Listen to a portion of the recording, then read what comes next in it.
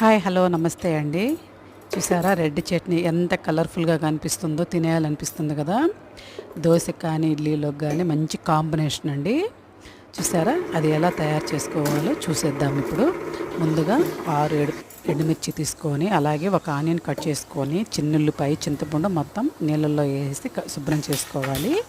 ఆ శుభ్రం చేసిన దాన్ని మిక్సీ జార్లో వేసుకొని మెత్తగా గ్రైండ్ చేసుకోవాలన్నమాట. తగినంత సాల్ట్ వేసుకున్న తర్వాత మనం అది తీసి ఒక బౌల్లో పెట్టుకొని తాలింపు వేసుకోవాలి.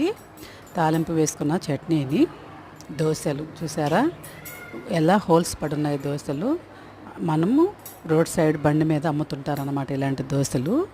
చాలా బాగుందండి దోశ, టేస్ట్ కానీ ఆ కారము రెండు సూపర్గా ఉన్నాయి, అద్దరిపోయిందనమాట. ఆ దోశలు నేను ఒక షార్ట్ చేస్తాను అనమాట. రేపు ఖచ్చితంగా అప్లోడ్ చేస్తాను షార్టు.